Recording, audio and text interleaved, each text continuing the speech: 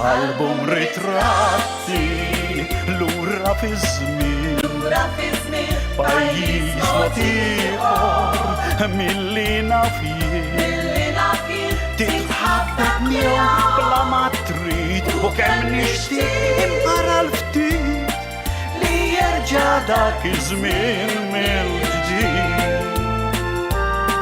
Li jerġa' dak iż-żmien mill-ġdid. Wasalna għat-tielet u l-aħħar parti tal-programm tagħna tal-lum. Tajjeb li bniedem ifakkarkom illi dan id-dokumentarju ma jispiċċax hawnhekk. Imma ikompli sejrin inkompluh fil-programm li jmiss. The Royal Air Force. In 1969, the Fleet Air Arm airfield Hal Far briefly played host to 203 Squadron's RAF Shackleton Mark III aircraft on arrival from Ballykelly, while the runways at Luqa were being resurfaced. Well, my first tour there, it had a Shackleton squadron, anti-submarine squadron there, as well as 39.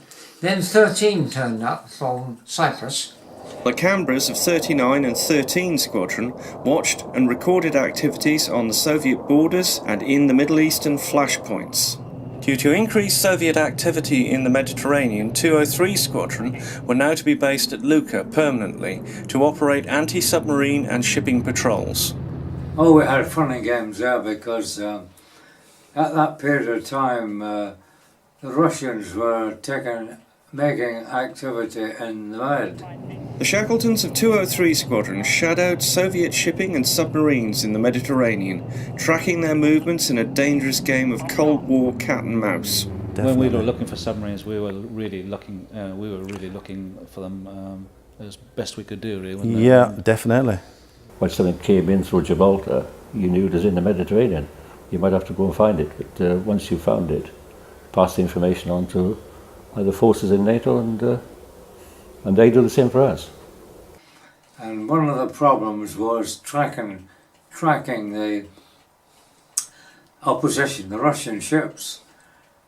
And all we had on the unit was the sonobuoys, the old-fashioned version, which cost an arm and a leg each one. And we were only allowed to drop something like 4 a month. 4 a month for training purposes. Our whole training was geared at the other bloc countries, the Eastern Bloc countries. But as Pete said, the beauty of the Mediterranean was we knew how many submarines were in there, we knew how many surface ships were in there, and so it was an ideal training ground for a Shackleton.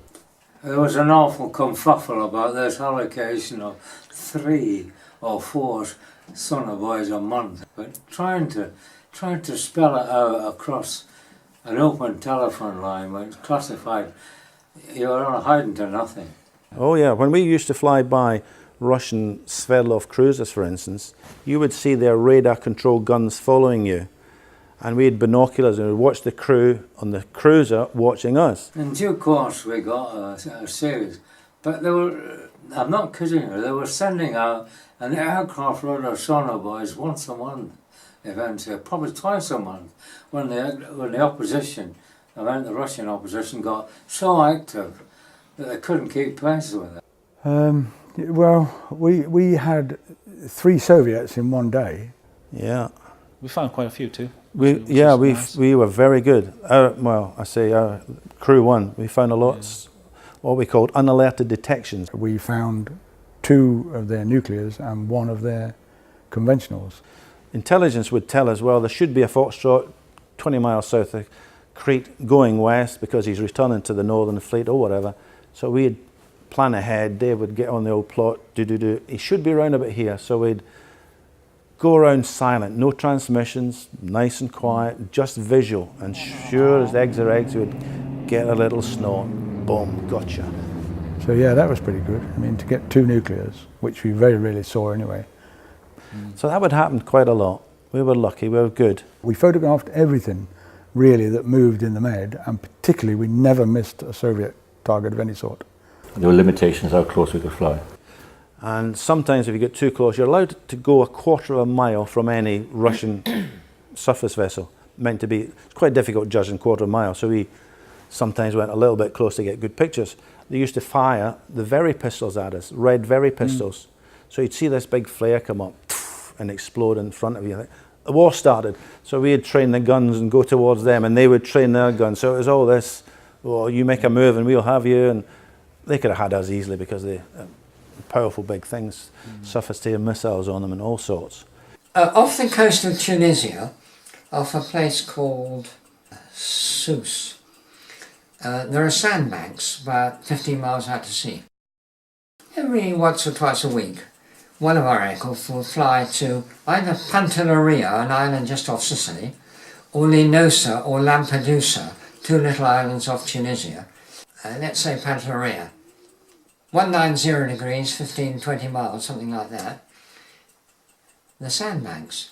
And there, almost always, you'd catch a Russian mothership, submarine mothership, and two submarines of their Mediterranean fleet, or Black Sea fleet, that had come into the Med, or had come from the Atlantic back into the Med for a rest and to be refueled, and food and oil and everything like that in the mothership.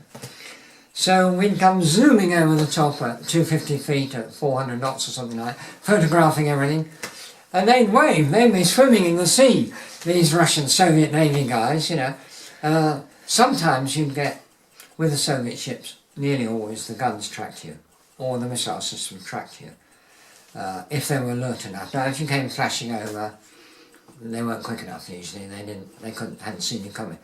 We once found an Egyptian Foxtrot submarine on the surface. Right. And we really did surprise this guy because he when he saw us, we switched radar on, and he obviously detected our radar or saw us coming, and then he made a crash dive, and he disappeared from sight. And then the next thing we saw was him coming backwards out of the water, back onto the surface again. He hadn't blown his tanks properly, and he'd got down, too much air, and he popped back out. And then he was out of the water, his nose was up. He thought, oh, ballast in the back, so the nose fell, the tail came out, and he was trying to get down, couldn't get down. Made a complete haul, so this dive. It was very funny. And of course that allowed us to go circle and take all these photographs of this submarine in all sorts of shapes and angles. Poor thing. There were three things called F-95s. They were small cine cameras that fitted facing starboard, port and in the nose. And they were for use at low level at quite high framing rates, so there were lots of film in there, and you could do a cine film, if you like, run, let's say, past a Soviet ship at low level. Because we were first taught in the Mediterranean, every ship that wanted to get into the Atlantic from the Black Sea had to come A, through the Bosphorus, and B, past Malta, either between Malta and Sicily or Malta and Tunisia. So we were keeping a very close eye on Soviet shipping. So low-level cine cameras could reveal a lot of detail, and photographic interpreters could then look at the guns, the missiles, the radars, the aerials that were fitted. We'd do area searches for submarines, surface ships, warships, and any other surface intelligence. But our photography was handheld photography. Again, used by the intelligence people, and they had a fascinating job in lots of ways. They would take all our photographs, blow them up, and then tell us what was being carried by the ships, you know. Rather like the Cuban Missile Crisis, those photographs were taken by maritime aircraft, not ours, by P3s. We were always down 1,000 feet, and that was it, yeah. Rarely higher. Oh, absolutely, oh, honestly, yeah. Yeah. And it could be sometimes even lower. Oh, yeah. Be really rough down there sometimes. Yeah. Because tactical low-level reconnaissance below the radar was very much coming in the 60s. High level had been it up to then, but now missile systems were coming in that could very easily shoot you down at high level. Gary Powers was happening around that sort of time, for instance, the U-2 pilot. And we thought of ourselves in the PR Mark 9, which was a bit of a super camera, as a mini U-2. We had extended wingtips, powered flying controls, Rolls-Royce 200 series Avon engines, much more powerful, and we could get to 60,000 plus, which was in those days quite a lot. Then we'd also do a lot of high-level reconnaissance, where we would either have a very large 48-inch focal length camera, which from 40,000 feet you could look over people's borders. So say you happen to be based in Mashhad in eastern Iran when the Shah was still in charge, That's very close to the Soviet border. But you could stand off about 25 or 30 miles away from the target and still get very good visual on it on the camera, so it would have to be, you wouldn't see it yourself in the aircraft, it would be a photographic interpreter on the ground. Have you got the enlargement there, please? My husband was a photographer. I say that loosely because he was not really a photographer. He developed the films from the aircraft that took reconnaissance aircraft. And they're huge big reels, and they'd bring them in and they would develop them for all the aerial shots. Just going back to Basra and the Gulf, we'd get airborne, fly up to about 25,000 feet, something like that. Suddenly we spot ahead, on the right, Basra and the airfield at Shaima. On Shaima, on MiG-21 in those days, of the Iraqi Air Force. We were doing one of the oblique photography runs. We want to come overhead Shaima. We want to take photographs of Shaima airfield, see what build-up there is of transport aircraft or parachute troops or anything like that. And also the Shatt al-Arab to see what ships are there and so on. So we're over at Iraq now when we shouldn't be. There was obviously some surveillance going on, air defence radars or whatever. And suddenly we get a message, legs up. Over that radio, 243, a message comes, legs up, legs up. We immediately turn south. It's a chap on a roof down there, one of our chaps with a pair of binoculars who's seen the MiGs taking off. We were told basically get out of there. So the MiGs are now flying up to get us. We're at about 27,000 feet, something like that. Not very high for a MiG-21, we used to have a good rate of climb. But he's given us a vital 3 minutes warning. We climbed to altitude to make certain that because we could outclimb a MiG easily. Johnny used to cut the throttles, so two very big powerful A1 engines suddenly went dead. Air brakes out, on the wings little brakes come up on the wing. And then went down and fast. The aircraft starts to shudder because you've interrupted all the airflow across the wing. No power keeping you up there, so you're starting to sink like a stone.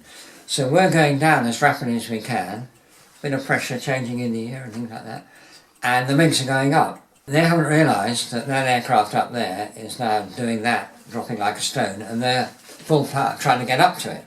So we cross. Meanwhile, because we're heading south at 400 or 500 knots, you're getting clear of their airspace. And they've only got a limited range. They're not very long-range aircraft, MiG-21. And so down to sea level.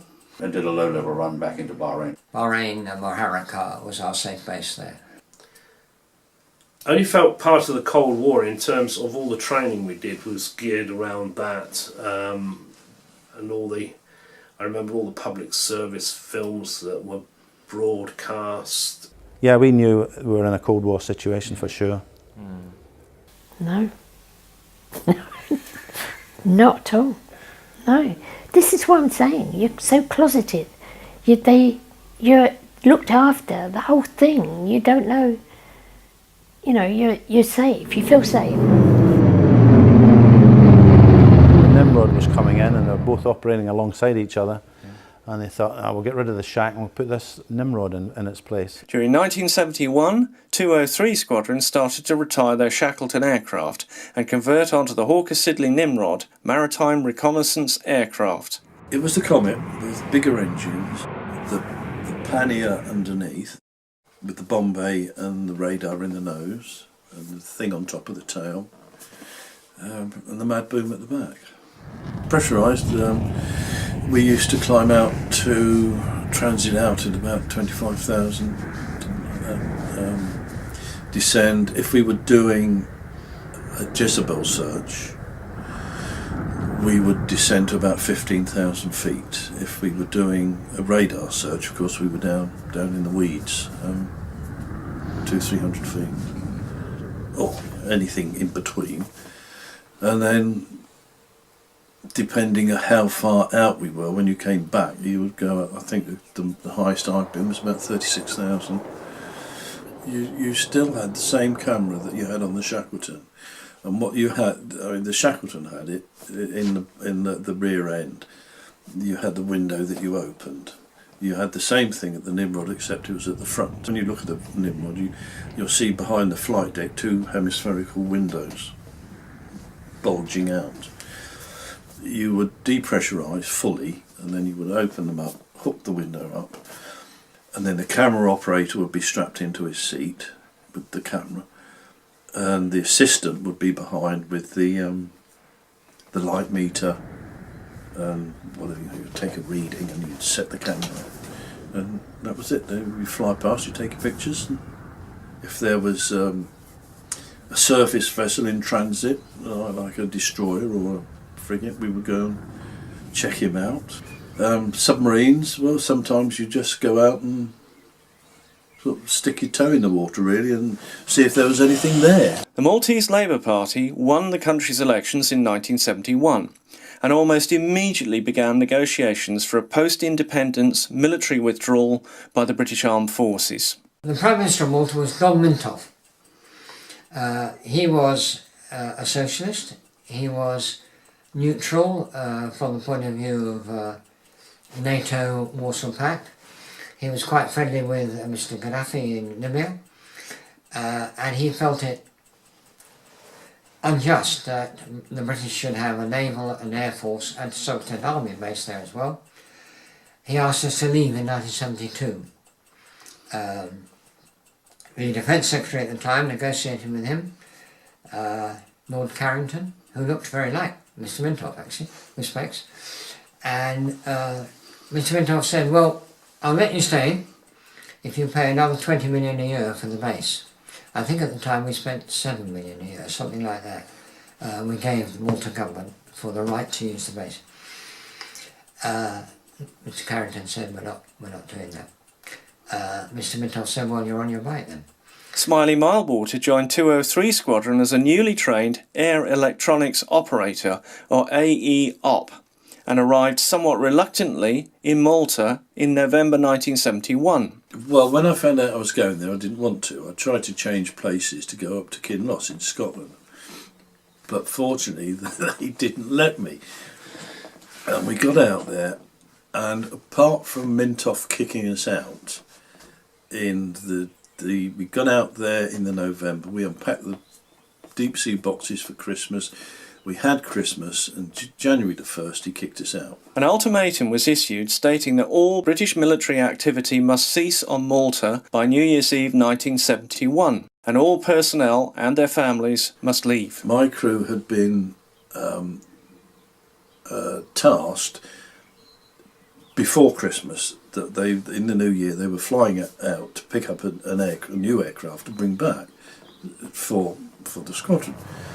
So it was decided who was going and who wouldn't, because you only needed a minimum crew for a transit. The two pilots, the engineer, the navigator, AEO, and one or two AOPs, were going to go back to UK. The rest of us, we were responsible for packing up our own stuff and packing up everybody else's, because you've now got all these headless wives around, waving bye-bye to them on the Britannia or whatever. And while all this was going on, the advance party had tried to deploy into Sigonella in Sicily, which was a joint Italian Navy, US Navy base, only to be told that they couldn't put up any tents or anything because the act of driving a tent peg into the ground was an act of occupation, yeah. So it came back, and then the first Nimrod that went there came back, and there was all this bloody politicking going on. We initially got into Sigonella. Now I'm talking about our crew now. We spent I don't know how long living in supposedly a 5-star hotel in Catania. Then we came back to UK. Then we went to, because half the squadron had gone to Cyprus, Half had gone to Sicily, half had gone to Cyprus. We then went to Cyprus and operated out of there for a while. Then we went back to UK, then we went back to Sicily. I mean, all the crews were all sort of swapping around into this god-awful holiday camp outside of Catania. It was a mixture of MASH and Catch-22, really. On the airfield we had tents and duck boards and mud and... oh, God, it was awful.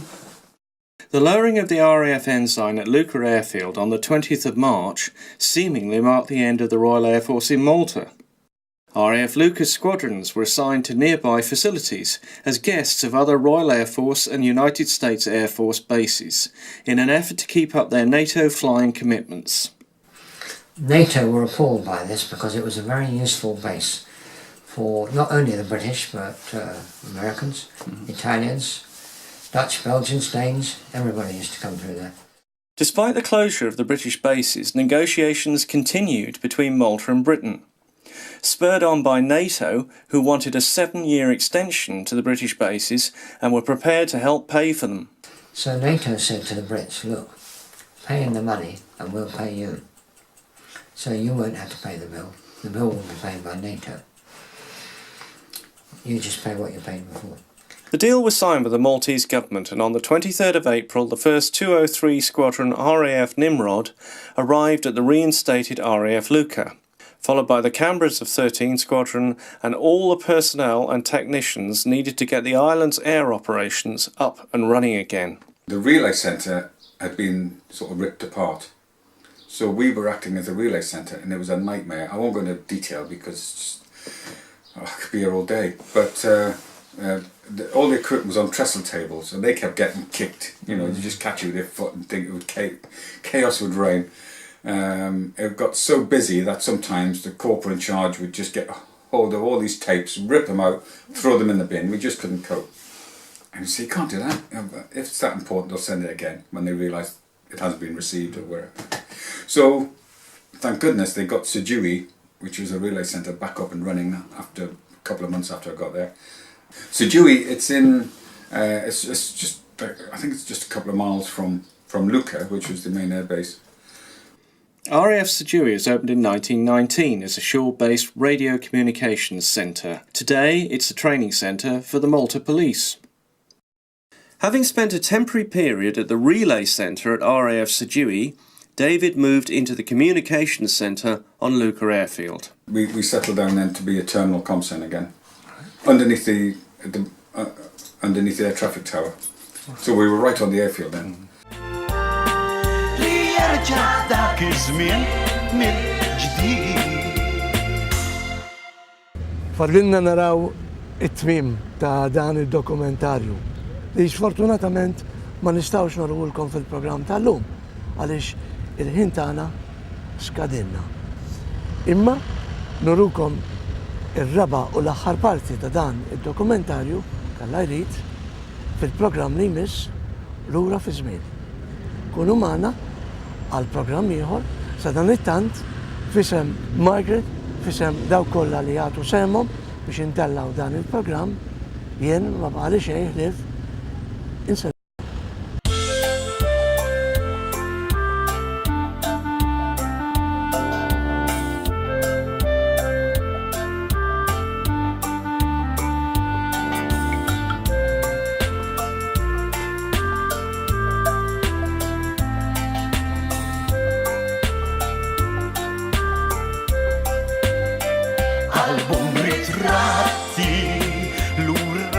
Lura Fiz-Zmien pajjiż motiħor milli nafjien titħabbek miegħu bla ma trid u kemm nixtieq ara l-ftit li jerġa' dak iż-żmien mill-ġdid.